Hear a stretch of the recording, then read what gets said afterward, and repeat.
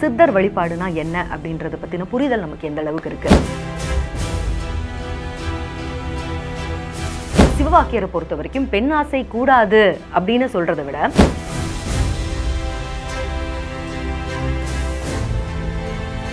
பேச்சுரக்காயையும் ஒரு கைப்பிடி மண்ணையும் எடுத்து கொடுக்குறாரு. இந்த ரெண்டுத்தையும் எடுத்துட்டு நீ வந்த வழியே திரும்பிப்போ, போற வழியில எந்த பொண்ணு உனக்கு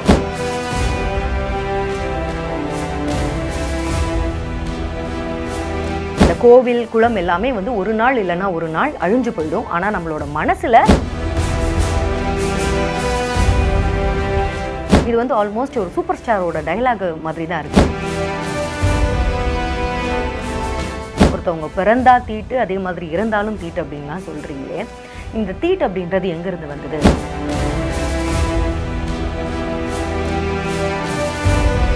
தண்ணிக்குள்ள முழுகி முழுகி எந்திரிக்கிறீங்களே, ஆமைய மாதிரி தண்ணிக்குள்ள முழுகி முழுகி எந்திரிச்சு மந்திரங்களை வேதங்களை ஜபிக்கிறீங்களே,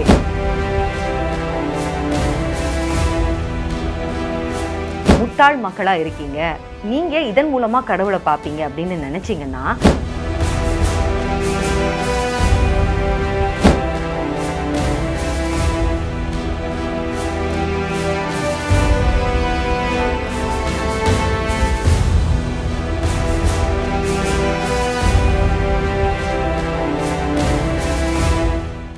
இன்னைக்கு வீடியோ தொடங்குறதுக்கு முன்னாடி ஒரு குட்டி கதை சொல்லணும் அப்படின்னு ஆசைப்படுறேன். ஒரு ஊர்ல ஒரு ஆசிரமம் இருந்தது. அந்த ஆசிரமத்துல குரு ஒருத்தர் இருந்தாரு. அவர் தன்னுடைய சிஷ்ய பிள்ளைகளுக்கு, சீடர்களுக்கெல்லாம் வந்து வகுப்பு எடுப்பாராம். இந்த குருவுக்கு அந்த ஆசிரமத்துல ஒரு பூனையை வளர்த்துட்டு இருந்தாராம். இந்த பூனை வந்து பொல்லாத பூனையா, சேட்டை பிடிச்சதான். எப்பெல்லாம் கிளாஸ் எடுக்க உட்கார்றாரோ அப்பெல்லாம் எதையாவது போட்டு உருட்டிக்கிட்டு தொல்லை பண்ணுமா. அப்போ ஒவ்வொரு முறையும் பாடம் எடுக்கிறதுக்கு முன்னாடி அந்த குரு என்ன பண்ணுவாராம், அந்த பூனையை எடுத்து ஒரு பக்கத்துல இருக்க கம்பத்துல கட்டிட்டு அதுக்கப்புறமா அவருடைய பாடத்தை தொடங்குவாராம். இப்படியே நாட்கள் போகுது. காலங்கள் செல்ல செல்ல குருவுக்கு வயசாகி ஒரு நாள் இறக்குறாரு. பூனையும் வந்து காட்டுக்குள்ள ஓடி போயிடுது. இப்போ அடுத்தது யாரு குருவாக வர்றது, இப்போ அடுத்தது பிள்ளைங்களுக்கு யாரு கிளாஸ் எடுக்கிறது அப்படின்ற ஒரு கேள்வி வரும்போது அந்த குருவோட முதல் சீடன் இருப்பார் இல்லையா, ஒரு சீனியர் சிஷ்யன் இருப்பார் இல்லையா, அவர் வந்து குரு கற்றுக் கொடுத்த எல்லாமே எனக்கு தெரியும், அதனால நான் வந்து சரியா கிளாஸ் எடுப்பேன், வகுப்புகளை என்னால் இதுக்கு மேலே எடுக்க முடியும் அப்படின்னு சொல்கிறாராம். எல்லாம் சரியா எடுத்துருவியாப்பா அப்படின்னா நல்லா தெரியும் எனக்கு அப்படின்னு உடனே அவர் குருவோட இடத்துக்கு வந்து இப்போ உட்கார்றாரு. எதிர வந்து சீனியர்ஸ் எல்லாம், புது சீடர்கள்லாம் உட்கார்றாங்க. இப்போ வகுப்பை தொடங்க போகிறாரு. தொடங்குறதுக்கு முன்னாடி வார்த்தை என்ன தெரியுமா சொன்னாரா, எங்கே அந்த ஓடி போன அந்த பூனையை தேடி கண்டுபிடிச்சி கூட்டிகிட்டு வந்து கம்பத்தில் கட்டுங்க அப்படின்னு சொன்னாராம். இப்போ இந்த கதையை நான் எதுக்காக சொன்னேன், இந்த கதையோட மெய் பொருள் என்ன அப்படின்றதெல்லாம் இந்த வீடியோ முடியும் போது சொல்கிறேன். இன்றைக்கி நம்ம வீடியோக்குள்ளே போகலாம். வணக்கம் கண்மணிகளே, நான் சரண்யா துராடி. இப்போது சமீப காலங்களில் தமிழர்களுக்கு மத்தியில், நம்ம மக்களுக்கு மத்தியில் சித்தர் வழிபாடு அப்படின்றத நிறைய பார்க்க முடியுது. எங்கெங்கே பார்த்தாலும் வந்து சித்தர்களை நோக்கி அவங்க சமாதி எங்கே இருக்குது அப்படின்னு தேடி கண்டுபிடிச்சி போகிறதும், சித்தர் கோயில்கள் அப்படின்னு போகிறதும், அப்புறம் சித்தர்களுடைய ஃபோட்டோ, அப்புறம் அவங்களுடைய திருவுருவச்சிலையை வந்து வாங்கி வச்சுக்கிறதும் அதிகமாக பார்த்துட்டு இருக்க முடியுது. அவங்க பற்றின கதைகள், அவங்க பற்றின ஹிஸ்ட்ரி இதெல்லாம் வந்து தேடி தேடி பார்க்குறதும் அதிகமாக இருக்குது. இன்னும் ஒரு படி போய் இந்த பக்கத்தில் புது புதுசாக சித்தர்களை கண்டுபிடிக்கிறாங்க. இவங்க வந்து சித்தர் அப்படின்னு சொல்லிட்டு இவங்க நம்மளை திரும்பி பார்த்தா அதிர்ஷ்டம், அவங்க டீ குடிச்ச டம்ளரை எடுத்துட்டு போய் வீட்டில் வச்சா செல்வம் பெருகும் அப்படின்ற மாதிரி புதுசான நம்பிக்கைகளை, மூட நம்பிக்கைகளை கிளப்பிட்டு இருக்காங்க. இப்போ இதுக்கெல்லாம் அடியில் இருக்கிறது ஒரே ஒரு கேள்விதான், அண்டர்லைனிங்காக இருக்கிறது ஒரே ஒரு கேள்விதான். சித்தர் வழிபாடுனா என்ன அப்படின்றத பற்றின புரிதல் நமக்கு எந்த அளவுக்கு இருக்கு? அதுக்காக தான் இந்த சித்தர்கள் பற்றின ஒரு சீரீஸே வந்து தொடங்கியிருக்கேன். சித்தர்கள் அப்படின்னு உடனே நிறைய பேர் என்ன சரண்யா ஹிஸ்ட்ரியெல்லாம் பண்ணுவீங்க, திடீர்னு ஆன்மீக சீரீஸாக இது போகுது அப்படின்னு கேட்கலாம். அவங்களுக்குலாம் முதல்ல நான் சொல்லிடுறது தான், இது வந்து சித்தர்களுடைய பயணத்தை நம்ம பார்க்க போகிறோம் அப்படின்றதுக்காக இது வந்து ஆன்மீகம் அப்படின்னு பார்க்க முடியாது. உண்மையில சொல்லணும்னா உங்களை விட என்னை விட சமூக சீர்திருத்தவாதிகளா இருக்கிறது இந்த சித்தர்கள் தான். நாத்திகர்களை விடவும் ஆத்திகர்களை விடவும் சமூகத்தை ஒரு படி மேலே எடுத்துட்டு போகணும், ஒரு மனிதர்கள் பெட்டரான ஒரு வாழ்க்கை முறையை வாழ்றதுக்கு என்ன மாதிரியான நெறிகளெல்லாம் வந்து அவங்க கொடுக்க முடியும் அப்படின்னு யோசிச்சு எழுதி வச்சுட்டு போனவங்க இந்த சித்தர்கள் தான். அதனால சித்தர்களை நம்ம படிக்கிறது அப்படின்றது ஒரு மதத்தை மட்டுமே சார்ந்தது, இல்லை ஹிந்துஸ் மட்டும்தான் படிக்கணும் அப்படி கிடையாது. சித்தர்களை நம்ம படித்து அவங்க சொன்னதை நம்ம படித்து தெரிஞ்சுக்கிறது அப்படின்றது நம்ம ஒரு பெட்டரான ஒரு வாழ்க்கை முறையை நோக்கி போகிறது ஒரு பயணத்தோட ஒரு தொடக்கமாக தான் இருக்கும். ஸோ அந்த எண்ணத்தோடு தான் இந்த வீடியோ சீரீஸை ஆரம்பிச்சிருக்கேன். அந்த வகையில் இன்னைக்கு நம்ம முதல்ல தொடங்க போகிற சித்தர் யார் அப்படின்னா சிவவாக்கியர். இவரையே இந்த சீரீஸோட சித்தராக நான் எடுத்திருக்கேன் அப்படின்னா எனக்கு ரொம்ப ஃபேவரட் அப்படின்னு ஏன் நான் சொல்கிறேன் அப்படின்னா அவருடைய பாடல்கள், அதில் இருக்க எளிமை, அதே மாதிரி அவருடைய சமுதாய கருத்துக்கள். இப்போ பொதுவாகவே நான் சொல்லியிருக்கேன் இல்லையா, சித்தர்கள் அப்படின்னாலே வெறும் காட்டிலையும் மேட்டிலையும் தெரிஞ்சவங்க, ஓம் நமச்சிவாயன்னு மட்டும் சொல்லிக்கிட்டு அப்படியே இருந்தவங்க, இல்லறத்தை பற்றி எதுவுமே தெரியாது அப்படின்றதா இருக்கும். அதே மாதிரி பெண்களை வெறுத்தவங்க, பெண் ஆசையே கூடாது அப்படின்னு சொன்னவங்க அப்படின்றதான் பொது புத்தியாக இருக்கும். பட் சித்தர்களை பற்றி படிக்க தான் தெரியும் அவங்க என்ன சொல்லியிருக்காங்க, அதோட உண்மையான பொருள் என்ன அப்படின்றதெல்லாம். அந்த மாதிரி நம்ம சிவவாக்கியரோட பாடல்களில் வந்து சமூகத்துக்கு தேவையான கருத்து, அதாவது பக்தி அப்படின்றத தாண்டி சமூகத்துக்கு தேவையான கருத்து வந்து அவ்வளோ அதிகமாக இருக்கும். இந்த ஜென்ரேஷனில் இருக்கவங்களுக்கு அட்வைஸ் பண்ணணும்னா இவருடைய பாடல்கள் அப்படியே எடுத்து நம்ம வந்து பாடலாம். ரொம்ப ஈஸியாக இந்த ஜென்ரேஷனுக்கும் புரியும். அவ்வளோ சிம்பிளாக இருக்கும் அவருடைய பாடல்கள். அதே மாதிரி அவர் வந்து எடுத்த ஆண்டு இருக்க டாபிக்ஸ் அது எல்லாமே இன்றைக்குமே வந்து பொருந்தும். அந்த நெத்தி போட்டில் அடித்தா மாதிரி அப்படின்னு சொல்லுவாங்க இல்லையா, முகத்துக்கு நேராகவே அவர் வந்து சொல்லுவார். சுற்றி எல்லாம் சொல்லாமல் டைரெக்டாக நெத்தி போட்டில் அரைஞ்சா மாதிரியான ஒரு சமூக கருத்துக்கள் இருக்கும். அதே மாதிரி எதெல்லாம் நம்ம வாழ்க்கைக்கு தேவை அப்படின்றத தாண்டி எதெல்லாம் தேவையில்லை, எதெல்லாம் போலி, எதெல்லாம் உங்களோட வாழ்க்கையில் தூக்கி போட்டுடுங்க அப்படின்றத ரொம்ப டைரெக்டாக சிம்பிளாக அவருடைய பாடல்களில் சொல்லியிருப்பார். இன்னொன்று எனக்கு ரொம்ப பிடிச்சமான ஒரு ரீசன் அப்படின்னா பெண்களை பற்றி அவர் பாடியிருக்க விதம். ஸோ சித்தர் பாட்டு அப்படின்னாலே வந்து பெண்ணாசை கூடாது அப்படின்றது அதிகமாக இருக்கும் அப்படின்னு சொல்லுவாங்க. ஆனால் அதோட உள்பொருள் வந்து வேறையா இருக்கும். அதாவது மண்ணாசை, அதிகமான மண்ணாசை எப்படி இருக்கக்கூடாதோ அதே மாதிரி அதிகமான பெண்ணாசை இருக்கக்கூடாது அப்படின்றதுனால தான் அவங்களுடைய பாடல்கள் உட்பொருள் அதுவாக தான் இருக்கும். ஆனால் சிவவாக்கியரை பொறுத்த வரைக்கும் பெண்ணாசை கூடாது அப்படின்னு சொல்கிறத விட பெண்களை நம்ம ஏன் மதிக்கணும், பெண்கள் ஒரு மனுஷனோட வாழ்க்கைக்கு, இந்த உலகத்தோட நன்மைக்கு எவ்வளோ முக்கியமானவங்க அப்படின்றத திரும்ப வந்து அதிகமான பாடல்கள் அவர் வந்து சொல்கிறாரு. அது ரொம்ப எனக்கு பிடிச்சமான ஒரு விஷயமா இருந்தது. மொத்தமாக சித்தர்களுடைய பாடல்கள்லாம் பார்க்கும்போது சிவவாக்கியரோடது வந்து இன்னைக்கு இந்த சமுதாயத்துக்கு பெண்களை பற்றி எடுத்து சொல்கிற மாதிரி இன்றைக்கும் அது வந்து அப்ளை பண்ணுற மாதிரியான ஒரு பாடல்களாக இருந்தது. ஸோ சிவவாக்கியர் எனக்கு ரொம்ப ஸ்பெஷல் ஆகிட்டாரு. ஸோ அவரை பற்றி தான் நம்ம இந்த சீரீஸில் முதல்ல பார்க்க போகிறோம். சரி, இப்போ சிவவாக்கியரோட பாடல்கள் என்னெல்லாம் பாட்டில் சொல்லியிருக்காரு அப்படின்னு பார்க்குறதுக்கு முன்னாடி சிவவாக்கியரை பற்றின ஒரு கதை என்ன அப்படின்னு பார்க்கலாம். பொதுவாக நதி மூலம், ரிஷி மூலம் இதெல்லாம் தேவையா அப்படின்னா இப்போ சித்தர்கள் பற்றின கதைகளை வந்து தெரிஞ்சுக்கிறதுலையும் மக்களுக்கு ஆர்வம் இருக்குது அப்படின்றதுனால நமக்கு தெரிஞ்ச வரைக்கும் செவி வழி கதைகளாக தான் சித்தர்களை பற்றின கதைகள்லாம் இருக்குது. ஸோ அப்படி சிவவாக்கியரை பற்றின கதை என்ன இருக்குது அப்படின்னு நம்ம பார்க்கலாம். சிவவாக்கியர் சித்தர்கள்லேயே வந்து அதிக புரட்சிகரமானவராகவும் அதிகமான பாடல்களையும் பாடினவர் அப்படின்னா சிவவாக்கியரை தான் சொல்லணும். இவர் ஏன் சிவவாக்கியர் அப்படின்னு பேர் வந்ததுன்னா இவருடைய பாடல்களில் மிகுதியான பாடல்கள் வந்து சிவாயமே அப்படின்னு கடைசி சீராக முடிகிற மாதிரி வந்து பாட்டு எழுதுவாராம். அதனால் மொத்தமாக இவர் எத்தனை பாட்டு எழுதியிருக்காருன்னா 550 பாட்டு எழுதியிருக்காரு. இந்த 550 பாட்டில் வந்து 50 பாட்டுக்கு சிவாயமே அப்படின்னு வரா மாதிரி எழுதுறாரு. அப்படின்றதுனால இவருக்கு சிவவாக்கியர் அப்படின்னு சொல்கிறாங்க.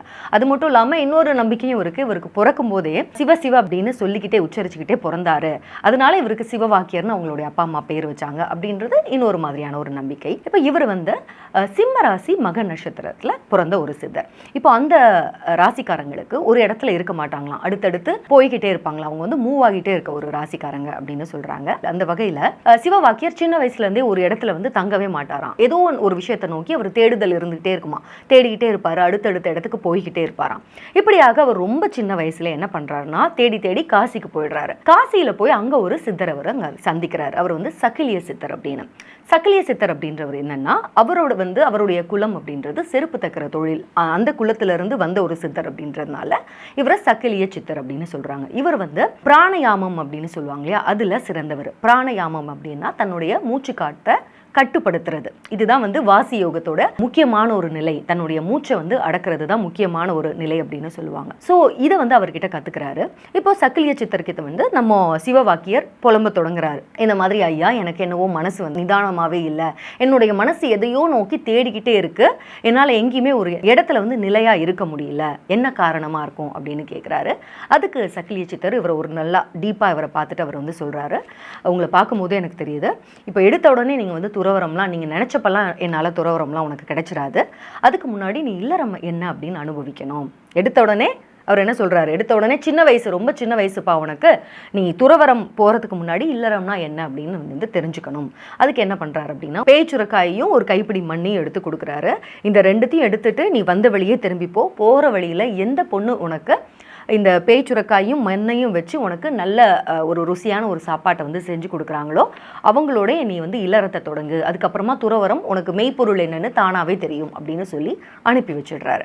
இப்போ சிவவாக்கியர் என்ன பண்ணுறாருன்னா ஒவ்வொரு இடமா போகிற வழியெல்லாம் வந்து தேடுறாரு. அங்கே இருக்க பெண்கள், படித்துறை, குளக்கரை அங்கெல்லாம் போய் பெண்கள் கிட்ட கேட்குறாரு. அவங்கெல்லாம் இது என்னது அப்படின்னு, யாரோ ஒரு மூடன் போல அப்படின்னு நினச்சி அவங்க வந்து போயிடுறாங்க. யாருக்குமே இவர் என்ன சொல்கிறாரு அப்படின்றது புரியல. இப்போது கடைசியாக ஒரு குறவர்கள்லாம் இருப்பாங்க இல்லையா, அந்த ஒரு செட்டில்மெண்ட்டுக்குள்ளே போகிறாரு. அங்கே ஒரு குரத்தி மகள் ஒருத்தவங்க இருக்காங்க. அவங்க கிட்ட போய் இந்த மணலையும் பேய்ச்சுரக்காயும் கொடுக்குறாரு. அந்த பெண் என்ன பண்ணுறாங்கன்னா கொஞ்சம் உட்காருங்க அப்படின்னு சொல்லிட்டு உள்ளே போயிட்டு அவர் கொண்டு வந்த அந்த மணலையும் அந்த பேய்ச்சுரக்காயும் வச்சு ருசியான ஒரு சாப்பாட்டையும் காய்கறியும் பொங்கி எடுத்துகிட்டு வந்து கொடுக்குறாங்க. அப்போ இவருக்கு வந்து உண்மை கதை என்ன அப்படின்றத சொல்கிறாரு. இப்போ பொண்ணை பெற்ற அந்த குறவர் மக்கள் சொல்கிறாங்க, இந்த கதையை கேட்ட உடனே, ஐயா எங்களுக்கும் உங்களை பார்த்த உடனே ஏதோ ஒரு தெய்வீக அம்சம் பொருந்தியவர் அப்படின்னு தெரிஞ்சுது. எங்களுக்கும் எங்கள் பொண்ணை கொடுக்கறதுக்கு மனப்பூர்வமான சம்மந்தம், ஆனால் ஒரே ஒரு கண்டிஷன் மட்டும்தான், எங்களுடைய குலத்தொழிலை நீங்களும் கற்றுக்கணும் அப்படின்னு சொல்கிறாங்க. இப்போ இவங்களோட குலத்தொழில் என்ன அப்படின்னா வந்து காட்டுக்கு போய் மூங்கில் வெட்டுறது, மூங்கிலிருந்து வந்து மூங்கில் கூடை, பிரம்பு கூடை இதெல்லாம் பின்னுறது தான் இவங்களுடைய தொழில். சிவவாக்கியரும் சரி இதில் ஏதோ ஒன்று வந்து சூட்சமம் இருக்கும் அப்படின்னு ஒத்துக்கிறாரு. ஒத்துக்கிட்டு இவங்களோட சேர்ந்து இந்த குறவர் பெருமக்களோட சேர்ந்து காட்டுக்கு ஒவ்வொரு நாளும் போயிட்டு இருக்காரு. இப்படி ஒரு நாள் அவர் காட்டுக்கு போயிருக்கும்போது ஒரு மூங்கில் மரத்தை வந்து வெட்டிட்டு இருக்காராம். அப்போ அதுலேருந்து தங்க துகள்களாக வெளியில் வருதான். இப்போ தங்கம் வந்து பறக்குது. தங்கம் வந்து அப்படியே துகள்களாக வந்து வெளியில் பறந்த உடனே என்ன பண்ணுவோம், நம்ம எல்லாம் தங்கம் கிடைச்சிருக்கு அப்படின்னு நம்ம ஆசைப்பட்டு அதில் கை வைப்போம் இல்லையா. அதுக்கு பதிலாக சிவவாக்கியர் என்ன பண்ணுறாருன்னா, ஐயோ ஆட்கொல்லி பேய் வந்திருக்கு அப்படின்னு பதறி அடித்தபடி அங்கேயே அந்த வெட்டுக்கத்தியெல்லாம் தூக்கி போட்டுட்டு ஓடுறாரு. இப்போ ஓடினவரை அங்கே இருக்க ஒரு 4 பேர் வந்து தடுத்து நிறுத்தி, ஐயா என்ன விஷயம் அப்படின்னு கேட்டால், இந்த மாதிரி அங்கே நான் மூங்கில் வெட்டிட்டு இருந்தேன், அங்கே ஆட்கொல்லி பேய் வந்து அதுலேருந்து பூதம் ஒன்று வெளியில் வந்துடுச்சு, அதனால நான் அங்கேருந்து போகிறேன் அப்படின்னு சொல்கிறாரு. உடனே இவங்க வந்து எட்டி பார்த்தா அங்கே தங்கம் வந்து மின்றதை பார்க்க முடியுது. உடனே வந்து அந்த 4 பேருக்கும் கண்ணில் ஆசை தெரியுது. சரி சரி நீங்கள் போங்க, அந்த பூதத்தை நாங்கள் பார்த்துக்கிறோம் அப்படின்னு அவரை வந்து அனுப்பிட்டு போகிறாங்க. போன உடனே இந்த 4 பேரும் என்ன பண்ணுறாங்கன்னா அள்ள தங்கம் வந்துக்கிட்டே இருக்குது. இப்போ என்ன பண்ணுறதுனே தெரியல. ஒரு நேரத்தில் ஒரு கட்டத்தில் பசியும் மயக்கமும் வந்துடுது. இந்த 4 பேரும் சேர்ந்து உட்காந்து ஒரு முடிவு எடுக்கிறாங்க. முதல்ல பசியை தீர்த்துப்போம், அதுக்கப்புறமா இதை வந்து கிடைச்ச தங்கத்தை எல்லாம் மூட்டையில் கட்டி நம்ம 4 பேரும் பங்கிட்டு எடுத்துகிட்டு போயிடலாம் அப்படின்னு முடிவு பண்ணுறாங்க. அதன்படி 2 பேர் இங்கேருந்து அந்த தங்கத்தெல்லாம் பார்த்துக்கிறோம், இன்னும் 2 பேர் வந்து ஊருக்குள்ளே போய் நீங்கள் சாப்பாடு வாங்கிட்டு வாங்க, சாப்பாட்டு பொட்டலம் வாங்கிட்டு வாங்க அப்படின்னு முடிவு பண்ணுறாங்க. இப்போ 2 பேர் இங்கே இருக்காங்க, 2 பேர் ஊருக்குள்ளே போகிறாங்க. அந்த பொட்டலத்தை வாங்கிட்டு வரும்போதே இவங்களோட மனசுக்குள்ளே ஒரு குறுக்கு புத்தி ஒன்று வேலை செய்யுது. அதாவது இவ்வளோ தங்கம் இருக்குது, இதை எதுக்கு 4ஆக நம்ம வந்து பங்கிடணும், வெறும் 2 பங்காக நம்ம போட்டுடலாம் அப்படின்னு முடிவு பண்ணி என்ன பண்ணுறாங்கன்னா, எடுத்துகிட்டு வந்த அந்த உணவு பொட்டலத்தில் விஷத்தை கலந்துட்டு கப்பு சிப்புன்னு எடுத்துகிட்டு வந்துடுறாங்க. இப்போ இங்கே இருந்துட்டு இருந்தாங்களே தங்கத்தை பார்த்துட்டு இருந்த இந்த 2 பேர் என்ன சொல்கிறாங்கன்னா, சரி சாப்பாடு கொண்டு வந்துட்டீங்க, எங்களுக்கு தாகமாக இருக்குது, பக்கத்தில் கிணறு இருக்குது, அதில் கொஞ்சம் தண்ணி எடுத்துகிட்டு வாங்க அப்படின்னு சொல்கிறாங்க. இந்த 2 பேர் அனுப்புகிறாங்க. சாப்பாடு எடுத்துகிட்டு வந்தவங்க என்ன பண்ணுறாங்கன்னா, சரின்னு தண்ணி தானே கடைசியாக எடுத்து கொடுத்துடலாம் அப்படின்னு கிணத்தை போய் எட்டி பார்க்கும்போது பின்னாடியிலேருந்து இந்த 2 பேரும் சேர்ந்து அந்த 2 பேரையும் கிணத்துல தள்ளி கொன்னுடுறாங்க. இப்படியாக 2 பேர் இறந்துட்டாங்க. அடுத்தது சரி ஓகே, இதோட நம்ம தங்கத்தெல்லாம் மூட்டை கட்டி எடுத்துகிட்டு போகிற வேலை தான், அதுக்கு முன்னாடி எப்படியும் சாப்பாடு தான் இருக்கு இல்லையா, அதை சாப்பிட்டு நம்ம போயிடலாம் அப்படின்னு நினச்சி சாப்பிட்றாங்க. விஷம் கலந்த சாப்பாட்டை சாப்பிட்டு இந்த 2 பேரும் இறந்துடுறாங்க. இப்படியாக பொண்ணுக்கு ஆசைப்பட்ட அந்த 4 பேருமே ஆசையினால உயிரை விட்டுடுறாங்க. அடுத்த நாள் சிவவாக்கியர் காட்டுக்குள்ள வந்து பார்க்குறாரு. இந்த 4 பேர் பிணமாக கிடக்கிறத பார்த்த உடனே அவரை வந்து சொல்றாரு, நான் சொன்ன மாதிரியே, நான் பயந்த மாதிரியே ஆசையை காட்டி ஆட்கொல்லி பூதம் இவங்க 4 பேரையும் காவு வாங்கிடுச்சு அப்படின்னு சொல்லிட்டு அங்கிருந்து மெய்ப்பொருள் அறிஞ்சவரா நகர்ந்து போறாரு அப்படின்னு கதை முடியுது. இப்போ இதை தான் பௌத்த மதத்திலையும் சொல்றாங்க, ஆசைதான் அழிவுக்கு காரணம் அப்படின்றத தான் சிவவாக்கியர் கதை மூலமா நம்ம தெரிஞ்சுக்கிறோம். சரி, இப்போ வந்து சிவவாக்கியரோட பாடல்களுக்குள்ள போகலாம். இப்போ இந்த வீடியோவை பொறுத்த வரைக்கும் அந்த பாடல்கள் பாடினாலே போதும்னு நினைக்கிறேன். மேக்சிமம் உங்களுக்கு தனியாக அதுக்கான பொருளை வந்து நான் சொல்ல தேவையில்லை. ஸோ இப்போ 550 பாடல்கள் அப்படின்றதுனால எல்லா பாட்டையும் நம்ம பார்க்க போகிறது இல்லை. ரொம்ப ஒரு குறிப்பிட்டு இன்னைக்கு வந்து ஒரு 10 பாட்டு இல்லை ஒரு 15 பாட்டு வரைக்கும் தான் பாட போகிறோம். ஸோ ஒவ்வொரு பாட்டும் ஒரு டாப்பிக்ல இருந்தும் முடிஞ்ச வரைக்கும் பெஸ்ட்டான பாடல்கள் எது அப்படின்றத மட்டும் தான் செலக்ட் பண்ணியிருக்கேன் நான். ஸோ அப்படி நம்ம அடுத்தடுத்த டாபிக்ஸ்க்கு போகலாம். முதல் டாபிக் வந்து கோயில்கள். ஒவ்வொரு கோயிலாக நம்ம தேடி ஒவ்வொரு இடத்துக்கு செலவு பண்ணி நம்ம போகிறோம் இல்லையா, அது வேணாம் அப்படின்றத பற்றி அவர் வந்து பாடியிருக்காரு. அது என்ன அப்படின்னு பார்க்கலாம். அவர்னா 34வது பாட்டில் பாடியிருக்காரு. கோவிலாவதேதடா குளங்களாவதேதடா, கோயிலும் குளங்களும் கும்பிடும் குலாமரே, கோவிலும் மனத்துளே குளங்களும் மனத்துளே, ஆவதும் அழிவதும் இல்லை இல்லை இல்லையே. அதாவது கோவில் எதுக்குடா, குளங்கள்லாம் எதுக்குடா, இந்த கோவில் குளம் எல்லாமே வந்து ஒரு நாள் இல்லைன்னா ஒரு நாள் அழிஞ்சு போயிடும். ஆனால் நம்மளோட மனசில் உண்மையான இறைவனை நீ வந்து மனசில் வச்சுருந்த அப்படின்னா அதுக்கு அழிவே கிடையாது, என்றைக்குமே நிரந்தரம், அது மட்டும்தான் அப்படின்னு சொல்கிறார். அதே தான் இன்னொரு பாட்டில், மாறுபட்ட மணி துலக்கி வண்டின் எச்சில் கொண்டு போய் ஊறுபட்ட கல்லின் மீது ஊற்றுகின்ற மூடர் மூடரே, மாறுபட்ட தேவரும் அறிந்து நோக்கும் என்னையும் கூறுபட்டு தீர்க்கவோ குருக்கள் பாதம் வைத்ததே அப்படின்றாரு. அதாவது மாறுபட்ட மணி துலக்கி, விதவிதமான வெள்ளி மணி, அதுக்கப்புறம் தங்கத்தில் மணி செஞ்சு விதவிதமாக மணி ஆட்டி, அதுக்கப்புறம் வண்டின் எச்சிலை வந்து நீங்கள் கல்லுக்கு பூஜை செய்கிறீங்க. வண்டின் எச்சு அப்படின்னா என்னது? தேனை கொண்டு நீங்கள் வந்து அபிஷேகம் செய்கிறீங்க கல்லால் செஞ்ச சிலைக்கு. ஆனால் மூடர்களே, அதனால உங்களுக்கு எந்த மாதிரியான ஒரு நன்மையும் விளைய போகிறதில்ல. உண்மை என்ன அப்படின்னு புரிஞ்சுக்கோங்க. உண்மையான குரு யார் அப்படின்றத தெரிஞ்சுக்கிட்டு அவருடைய பாதத்தை மனசில் வச்சு நீங்கள் தியானம் செஞ்சாலே உங்களுக்கு மோட்சம் கிடைக்கும் அப்படின்னு சொல்கிறாரு. சிவவாக்கியர் பெண்களுக்காக பெண்களை பற்றி பாடின பாட்டை என்ன அப்படின்னு பார்க்கலாம். அறையினில் கிடந்த போது அன்று தூய்மை என்கிறீர், துறையறிந்து நீர் குளித்த அன்று தூய்மை என்கிறீர், பறையறிந்து நீர் பிறந்த அன்று தூய்மை என்கிறீர், புறையில்லாத ஈசரோடு பொருந்துமாறு எங்கனே அப்படின்னு கேட்குறாரு. அதாவது பெண்கள் வந்து மாத விலக்கு வரும் இல்லையா, மாத விலக்கு வரும்போது அவங்கள தீட்டு அப்படின்னு சொல்லுவாங்க இல்லையா, அதை தான் வந்து தூய்மை அப்படின்ற ஒரு வார்த்தையை குறிக்கும். ஸோ அவங்களுக்கு மாத விலக்கு வரும்போது அவங்கள தனி அறையில் போட்டு அவங்கள தூய்மை அப்படின்னு சொல்கிறீங்க, தீட்டு அப்படின்னு சொல்கிறீங்க. அதே மாதிரி அவங்க குளிக்கிற அறையில் குளித்தாலும் தீட்டு அப்படின்னு சொல்கிறீங்க. ஒருத்தவங்க பிறந்தா தீட்டு, அதே மாதிரி இறந்தாலும் தீட்டு அப்படின்லாம் சொல்கிறீங்களே. இந்த தீட்டு அப்படின்றது எங்கேருந்து வந்தது? அந்த தீட்டிலேருந்து தானே இந்த மனுஷ இனமே தோன்றுச்சு. அதுலேருந்து தானே உயிர் இருந்ததுன்னா அந்த உயிருக்குள்ளே தானே சிவனே இருக்கான். அப்போது நீங்கள் வந்து இதை தீட்டு அப்படின்னு யாரை சொல்கிறீங்க அப்படின்னு கேள்வி கேட்குறாரு. அதே மாதிரி தூய்மை தூய்மை என்றுள்ளே துவண்டு அலையும் ஏழைகால், தூய்மையான பெண் இருக்க தூய்மை போன தெவ்விடும், ஆமை போல மூழ்கி வந்து அநேக வேதம் ஓதுரீர், தூய்மையும் திரண்டு உருண்டு சொற்குருக்கள் ஆனதே. இதில் என்ன சொல்கிறாருன்னா, யாராவது தீட்டான பெண்ணை, மாதவிலக்கான பெண்ணை பார்த்துட்டிங்கன்னா ஐயோ தீட்டாயிடுச்சு அப்படின்னு நினச்சி உடனே ஓடி போய் என்ன பண்ணுறாங்க, தண்ணிக்குள்ளே முழுகி எந்திரிக்கிறீங்களே, ஆமையை மாதிரி தண்ணிக்குள்ளே முழுகி எந்திரிச்சு மந்திரங்களை வேதங்களை ஜபிக்கிறீங்களே அவசரமாக. நீங்கள் உங்கள் வாயால் வேதங்களை ஜபிக்கிறீங்க இல்லையா, இந்த தீட்டு போகணும் அப்படின்றதுனால நீங்கள் சொல்கிறீங்க இல்லையா, அந்த மந்திரங்களை உங்களுக்கு ஒருத்தர் கற்றுக் கொடுத்துருப்பார் இல்லையா, அவரே வந்து அந்த தீட்டிலேருந்து வந்தவர் தானே. அப்போது நீங்கள் எதுக்காக இதை தீட்டு அப்படின்னு ஒதுக்கி வைக்கிறீங்க அப்படின்னு சாதியை நோக்கியும் கேள்வி கேட்குறாரு. அடுத்த பாட்டு, ஊறி நின்ற தூய்மையை உறைந்து நின்ற ஜீவனை வேறு பேசி மூடரே விளைந்த வார தேதடா, நாறுகின்ற தூய்மையல்லோ நற்குலங்கள் ஆவன, சீருகின்ற மூடனே அத்தூய்மை நின்ற கோலமே அப்படின்னு பாடுறார். அதாவது நீங்கள் வந்து தூய்மை தீட்டு அப்படின்னு இழிவாக பேசுகிறீங்க இல்லையா, அது இயற்கையில் பெண்ணோட உடம்புல வந்து இயற்கையாக ஊறுற ரத்தம் தான் நீங்கள் தூய்மை அப்படின்னு விலக்கி வைக்கிற ஒரு விஷயம். இந்த ரத்தம் வெளியில் போகாமல் உடம்புல வந்து உறையும் போது தான் அதிலிருந்து ஒரு ஜீவன் உருவாகுது. அப்படி தான் குழந்தைகள்லாம் உருவாக்குறாங்க.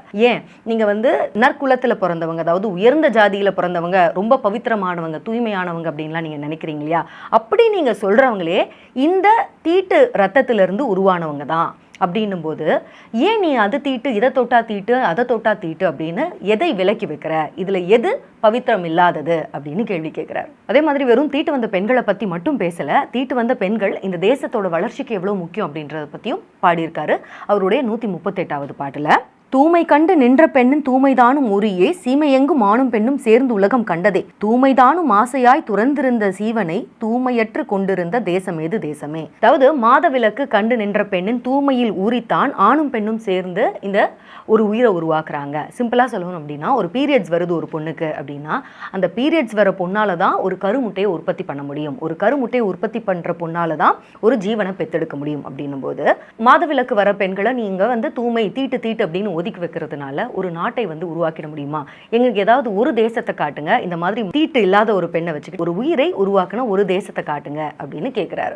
பெண்களை தீட்டு அப்படின்னு சொல்லி ஒதுக்க வைக்க கூடாது அப்படின்னு சொன்ன சிவவாக்கியர் இன்னும் ஒரு படி மேல போய் பெண்கள் இல்லைன்னா மனித வாழ்வே சிறக்காது அப்படின்னு சொல்றாரு. மாதர் தோள் சேராத தேவர் மாநிலத்தில் இல்லையே, மாதர் தோள் புணர்ந்த போது மனிதர் வாழ்வு சிறக்குமே, மாதராகும் ஜத்தி ஒன்று மாட்டிக்கொண்ட தாதலால் மாதராகும் நீலகங்கை மகிழ்ந்து கொண்டான் ஈசனே அப்படின்றாரு. அதாவது மாதர் தோள் சேராதவர் இந்த மாநிலத்திலேயே கிடையாதான், யாருமே இல்லை. அதாவது மாதர் தோள் புணர்ந்த போது ஒரு பெண்ணை சேரும் போதுதான் மனித வாழ்வே முழுமையடையுது, சிறக்குது. பெண்ணை வந்து சக்தி அப்படின்றத பெண் நமக்கு சமமானவள் அப்படின்றத ஒவ்வொரு மானிடனும் உணர்ந்துக்கணும், புரிஞ்சுக்கணும். இந்த உண்மையை புரிஞ்சுதான் ஈசனே தன்னில் பாதி சக்தியா கொடுத்தாரு. ஈசனே தன்னுடைய தலைமுடியில வந்து கங்கையை உணர்ந்து ஏத்துக்கிட்டாரு அப்படின்னு சொல்றாரு. அடுத்தது ஸ்பிரிச்சுவல் வாழ்க்கைக்கு ஒரு மனுஷனுக்கு சொல்ற அட்வைசஸ்க்கு போகலாம். அதுல வந்து மறுஜென்ம தன்மை இல்லை அப்படின்றது சித்தர்களுடைய பரவலான ஒரு கொள்கை. அதையே தான் சிவவாக்கியரும் சொல்றாரு அவருடைய 47வது பாட்டுல. கறந்த பால் முலை புகா, கடந்த வெண்ணெய் மோர் புகா, உடைந்து போன சங்கின் ஓசை உயிர்களும் உடற்புகா, விரிந்த பூ உதிர்ந்த காயும் மீண்டும் போய் மரம் புகா, இறந்தவர் பிறப்பதில்லை இல்லை இல்லை இல்லையே. அதாவது பசுவின் மடியிலிருந்து வந்த பால் மறுபடியும் அதோட மடிக்கே போகாது. அதே மாதிரி கடைஞ்ச வெண்ணெய் மோர்ல இருந்து கடைஞ்சிட்டாங்கன்னா அது மறுபடியும் கலக்க முடியாது. அதே மாதிரி தான் உடைஞ்சு போன சங்கின் ஓசை உயிர்களும் உடற்புகா, உதிர்ந்த காயும் மறுபடியும் மரத்துல போய் சேராது. அதே மாதிரி தான் உடலை விட்டு ஒரு முறை உயிர் போயிடுச்சுன்னா, மனித உயிர் போயிடுச்சுன்னா திரும்பவும் மறுஜென்மம் எடுக்க முடியாது.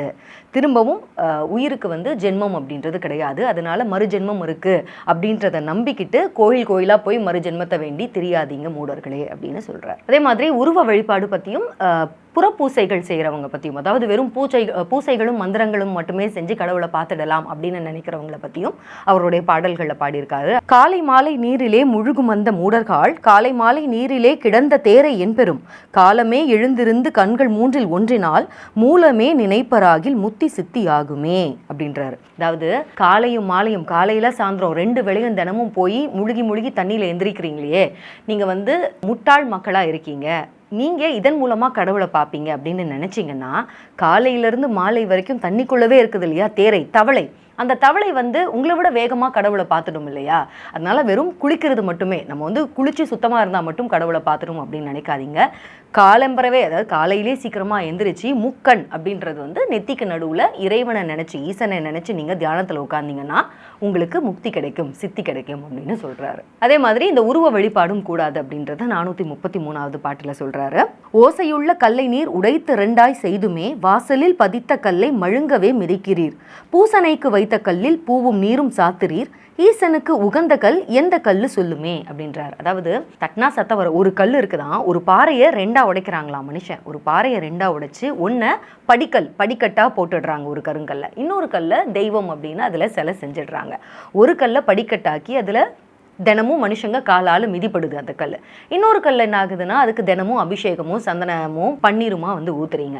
இப்போ சொல்லுங்க, ஒரு பாறையை தான் 2ஆக்குனீங்க, இப்போ எனக்கு சொல்லுங்க எந்த பாறையில் இறைவன் இருக்கான், ஈசன் இருக்கான் அப்படின்னு சொல்றாரு. அதாவது உருவ வழிபாடு கிடையாது, நம்மளுடைய மனசுக்குள் அகத்துள் இறைவனை பார்க்கணும் அப்படின்றது தான் இந்த பாட்டு மூலமா சொல்றாரு. அதே மாதிரி ஒருத்தனோட தட்டில் இருக்க சாப்பாட்டை வச்சு உயர்வு தாழ்வு பேசக்கூடாது மனுஷங்களுக்குள்ள அப்படின்றதையும் அவருடைய 149வது பாட்டில் அழகா சொல்றாரு. உதிரமான பால் குடித்து ஒக்க நீர் வளர்ந்ததும் இரதமாய் இருந்ததொன்று 2 பெட்டதென்னலாம், மதிரமாக விட்டதேது மாமிச புலால தென்று. அதாவது வெறும் பாலும் பழமும் காய்கறியும் சாப்பிட்றவங்க தான் உயர்ந்தவங்க அப்படின்னு சொல்லி வேதம் படிக்கிறீங்களே, நீங்க குடிக்கிற பால் அப்படின்றதே உடம்புல இருக்க ரத்தம் தான் திரண்டு பால் ஆகுது, அந்த பாலை குடிச்சிட்டு தான் நீங்க வேதம் படிக்கிறீங்க அப்படின்றதுனால மாமிசம் சாப்பிட்றவங்களை விட நீங்க உயர்ந்தவங்க அப்படின்னு நினைக்காதீங்க அப்படின்னு சொல்றாரு. அதே மாதிரி இந்த சாதி மத ஏற்றத்தாழ்வு, பிறப்பால சாதி மதம் உயர்ந்தவங்க தாழ்ந்தவங்க அப்படின்னு சொல்றத டைரக்டா ஏசுறாரு சிவவாக்கியர். அதுக்கு உதாரணமா இது நிறைய பாடல்கள் பாடியிருக்காரு. நெத்தி பொட்டில் அடிச்ச மாதிரி பாட்டு அப்படின்னா 193வது பாடலை சொல்லலாம். பிறந்த போது கோவணம் இலங்கு நூல் குடுமியும், பிறந்ததுடன் பிறந்ததோ பிறங்கு நாள் சடங்கெல்லாம், மறந்த 4 வேதமும் மனத்துளே உதித்ததோ, நிலம் பிளந்து வான் இடிந்து நின்றதென்ன வல்லிரே அப்படின்னு கேட்கிறாரு. அதாவது இந்த கோவணம், பூநூல், குடுமி இதெல்லாம் நீங்க போட்டுக்கிறீங்க இல்லையா, இதெல்லாம் நீங்க பிறக்கும் போதே குழந்தையா நீங்க இந்த பூமியில வந்த நாள்லே இதெல்லாம் போட்டுட்டு தான் வந்தீங்களா? உங்களோட இந்த குடுமியும் நீங்க போட்டிருக்க தரித்திருக்கும் நூலும் பிறந்தப்பவே உங்களுக்கு வந்துதா? கிடையாது இல்லையா, பிறந்த பிறகு தானே இதெல்லாம் கொடுக்குறாங்க. அதே மாதிரி மனப்பாடமாக நீங்கள் 4 வேதங்களையும் மனப்பாடம் பண்ணி சொல்கிறீங்க இல்லையா, மந்திரங்கள்லாம் சொல்கிறீங்க இல்லையா, அதெல்லாம் பிறக்கும் போதே உங்களுக்கு தெரியுதா? கிடையாதே. பிறந்ததுக்கு அப்புறமா வளர வளர இதெல்லாம் உங்களுக்கு கற்றுக் கொடுக்குறாங்க. மற்றவங்களை விட சிறந்தவங்க அப்படின்னு உங்களை கற்றுக் கொடுத்து தானே வளர்க்குறாங்க. பிறக்கும் போது அப்படிலாம் எதுவுமே கிடையாதே. அப்படி பிறக்காததுனால இந்த பூமி பிறந்துடுச்சா இல்லை வானம் தான் இடிஞ்சிடுச்சா? அதனால பிறக்கும்போது எல்லாருமே பிறப்பால் ஒருத்தவங்க உயர்ந்தவங்க தாழ்ந்தவங்க அப்படின்னு சொல்றது எவ்வளோ பெரிய மடமைத்தனம் அப்படின்னு சிவவாக்கியர் இந்த பாட்டின் மூலமா சொல்றாரு. இப்போ சிவவாக்கியர் மனுஷங்களுக்கு ஒரு அட்வைஸ் ஒன்று பண்றாரு. 139வது பாட்டுல, வேணும் வேணும் என்று நீர் வீண் உழன்று தேடுவீர், வேணுமென்று தேடினாலும் உள்ளதல்லது இல்லையே, வேணுமென்று தேடுகின்ற வேட்கையை துறந்து பின் வேணுமென்று அப்பொருள் விரைந்து காணல் ஆகுமே அப்படின்னு. இது வந்து ஆல்மோஸ்ட் ஒரு சூப்பர் ஸ்டாரோட டைலாக் மாதிரி தான் இருக்குது. இது வந்து மேபி சூப்பர் ஸ்டாரே வந்து சித்தர்கள் வழிபாடல நம்பிக்கை கொண்டவர் அப்படின்றதுனால மேபி இந்த பாட்டு கண்டிப்பாக அவருக்கு தெரிஞ்சிருக்கலாம். இது வந்து அவரோட இன்ஸ்பிரேஷனாக கூட இருந்திருக்கலாம். ஸோ இந்த பாட்டு மூலமாக என்ன சொல்கிறார் அப்படின்னா, நீங்கள் வேணும் வேணும் அப்படின்னு ஒரு பொருள் வந்து அதுதான் வேணும் அப்படின்னு அடம் பிடிச்சி சுற்றி சுற்றி அதுக்கு நாயா பேயா தெரிவிங்க. ஆனால் அந்த விஷயம் உங்களுக்கு கிடைக்காது. வேணுமென்று தேடினாலும் உள்ளதல்லது இல்லையே, உங்களுக்கு அந்த விஷயம் கிடைக்காது. வேணுமென்று தேடுகின்ற வேட்கையை துறந்த பின் வேணும் என்ற அப்பொருள் விரைந்து காணல் ஆகுமே. எனக்கு இந்த விஷயம் வந்து வேணும் வேணும்னு நீங்கள் தேடுறதை விட்டுட்டு இது எனக்கு வேணாம், எனக்கானதாக இருந்தால் இது என்னை தேடி வரட்டும் அப்படின்னு நீங்கள் விட்டுட்டீங்கன்னா அந்த விஷயம் உங்களுக்கானதாக இருந்தால் கண்டிப்பாக உங்களை தேடி வரும் அப்படின்றதான் சிவவாக்கியர் சொல்லியிருக்காரு.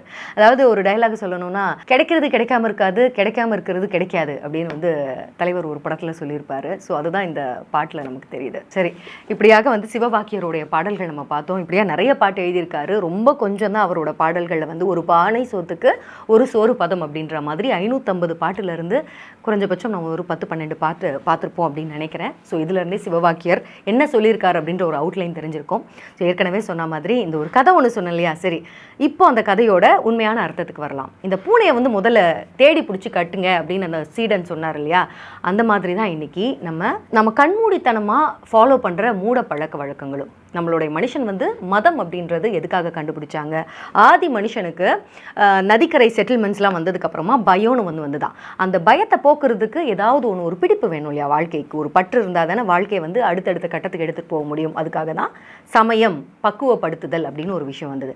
ஆனால் அந்த எந்த சமயம் வந்து மனுஷனை பக்குவப்படுத்துறதுக்கு ஒரு பெட்டரான ஒரு வாழ்க்கை அடையிறதுக்காக தோற்றுவிக்கப்பட்டதோ அந்த சமயமே மனுஷனுக்குள்ள ஏற்றத்தாழ்வும் மனுஷனுக்கு கஷ்டங்களை கொடுக்கறதா வந்து மாறிட்டு வருது.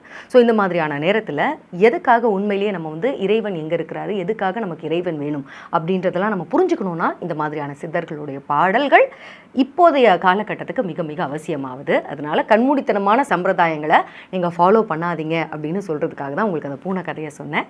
சரி, ஓகே, இன்னைக்கு இதுலேருந்து ஒரு நல்ல டேக்அவே இருந்திருக்கும் உங்களுக்கு அப்படின்னு நம்புகிறேன். மறுபடியும் இன்னொரு நல்ல டாப்பிக்கோடு உங்களை சந்திக்கிறேன். நன்றி கண்மணி.